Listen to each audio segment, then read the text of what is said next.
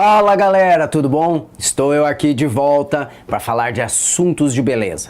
Na verdade, hoje a gente vai conversar sobre um assunto que não envolve só a beleza, mas envolve também saúde. É verdade.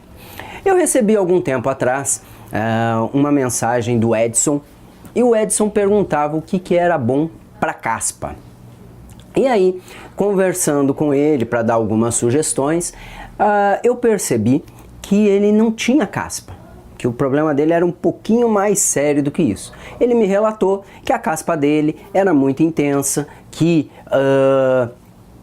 ela inclusive descia aqui por trás da orelha, pela barba, e isso me chamou a atenção porque caspa não faz isso.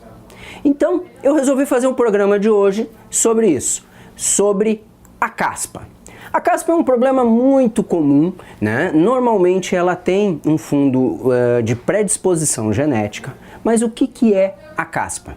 A caspa, ela nada mais é do que uma escamação do couro cabeludo. A gente tem uma parte mais grossa do couro cabeludo que sofre algum processo alérgico ou inflamatório e aí ela descama. E aí cria aquela caspa que a gente está acostumado, que cai, que quando a gente sacode o cabelo é o mais comum.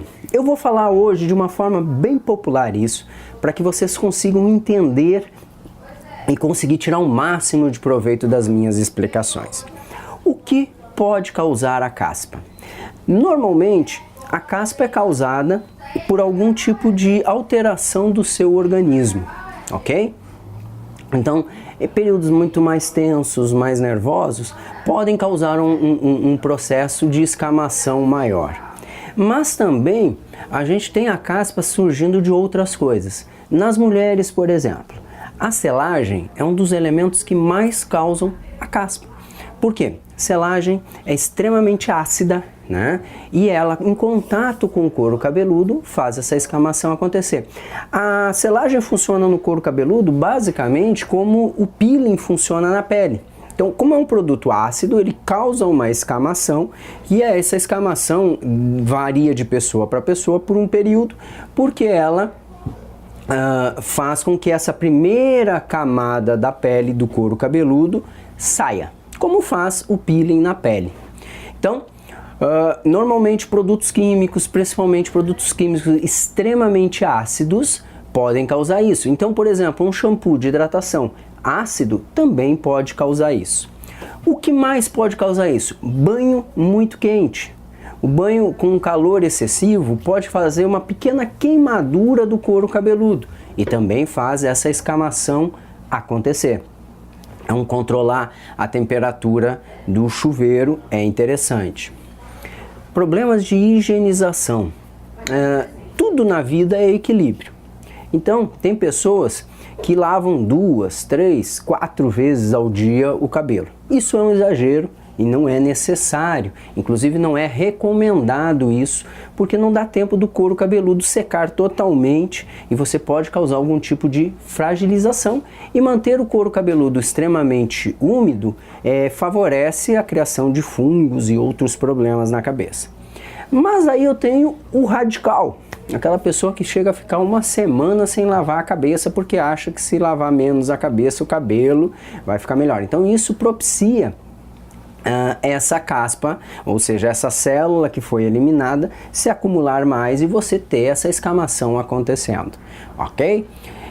Mas no caso desse meu amigo, do Edson, que é um dos nossos colaboradores, né, que conversou comigo a partir de um programa que ele viu pela internet, e eu gosto muito que vocês nos mandem sugestões, ideias e perguntas.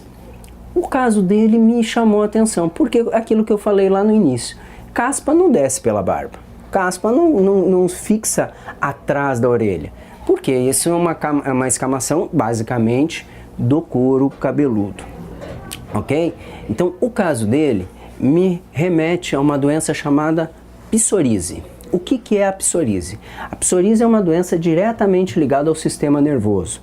E falando de uma forma bem popular, o que acontece? Você está numa fase mais tensa, ansiosa, época de prova, ou alguma coisa na sua vida vai acontecer e isso está lhe causando uma ansiedade, um estresse.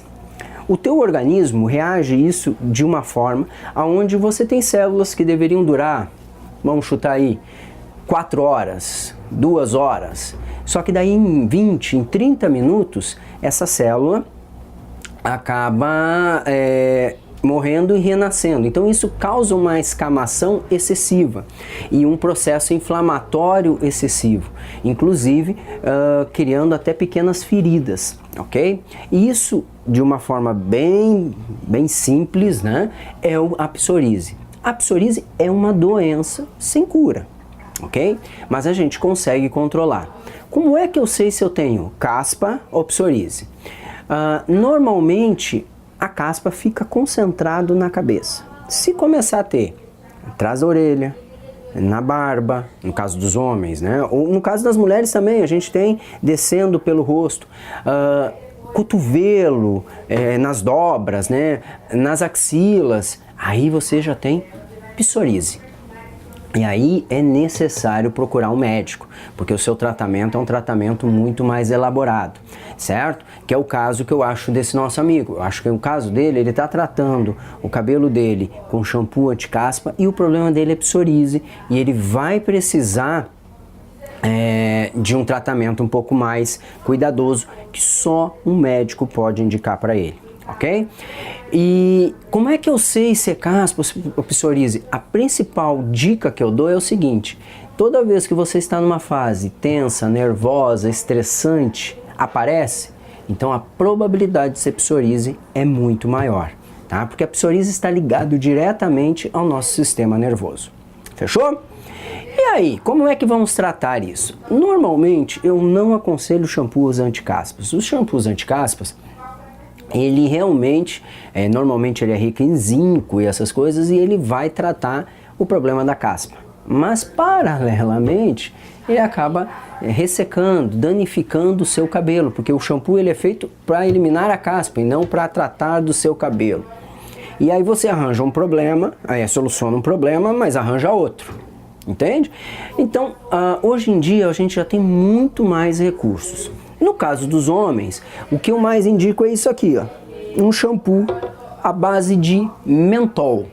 O mentol, ele vai conseguir fazer essa limpeza, ele vai conseguir causar um processo de relaxamento e de refrescância no seu couro cabeludo, e com o uso contínuo ele realmente diminui muito a incidência de caspa e até mesmo de psoríase.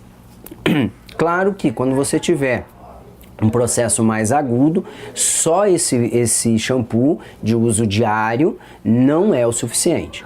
Se vocês verem alguns programas, se vocês vêm me acompanhando há algum tempo, toda vez que eu falo do shampoo masculino, eu ressalto uma coisa. Os shampoos masculinos hoje, eles pegaram uma outra conotação. Até um tempo atrás não existia shampoo para homem. O shampoo era um shampoo feito para as mulheres e que os homens usavam. Com a evolução dos cosméticos masculinos, hoje você já tem linhas diretamente ligadas para homens. O homem tem cabelo curto, o homem normalmente não tem química no cabelo, então ele não tem a necessidade de tratamentos e hidratações como tem nos cabelos femininos. Então, normalmente, os shampoos masculinos não são feitos para tratar o cabelo, eles limpam o cabelo, eles têm esse processo astringente, mas normalmente os princípios ativos dos shampoos masculinos são para tratar o couro cabeludo, que é uma necessidade masculina. Tanto que você tem hoje shampoos que ajudam a fazer reverter o processo de afinamento da fibra, de tirar esses acúmulos. Então a higienização feita, certo? Uma vez por dia lavando o cabelo e com um shampoo desse, principalmente para os casos mais suaves, é mais do que o suficiente para que você resolva esse problema. Mas daí eu tenho isso acontecendo com uma certa frequência.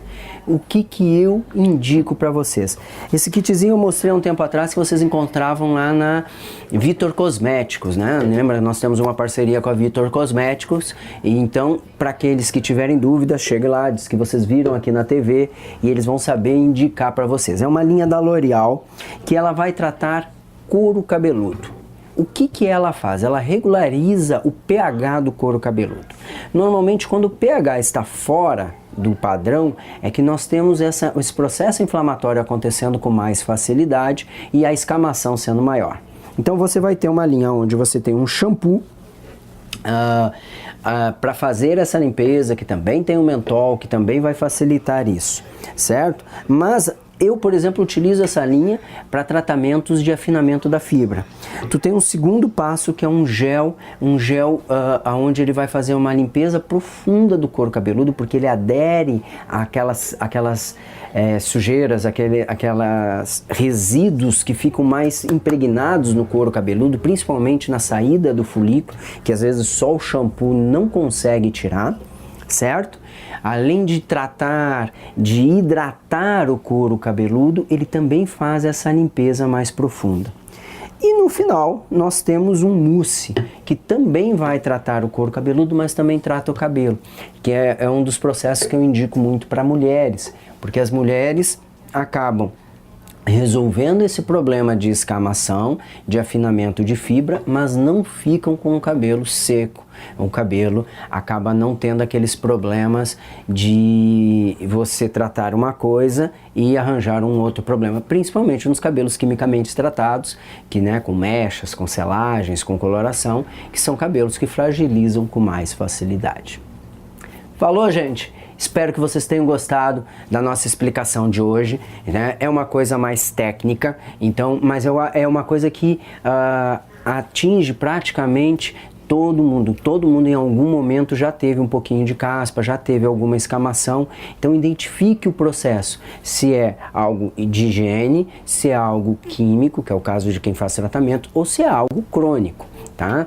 E todos os casos onde você perceba que é crônico, é interessante procurar um dermatologista, procurar um médico especialista nisso, que ele vai ver o melhor tratamento. Existe alguns casos que tem que usar shampoos com medicamento ou algum tipo de medicamento que só o médico pode indicar para você. Fica aí a dica, espero mais perguntas que nem essas para que a gente possa fazer programas mais esclarecedores. Entre nas nossas redes sociais, Instagram, Facebook, WhatsApp, fale diretamente comigo e tire todas as suas dúvidas. Eu vou de coração esclarecer tudo aquilo que estiver dentro do meu conhecimento. O programa fica por aqui e eu vejo vocês na próxima semana.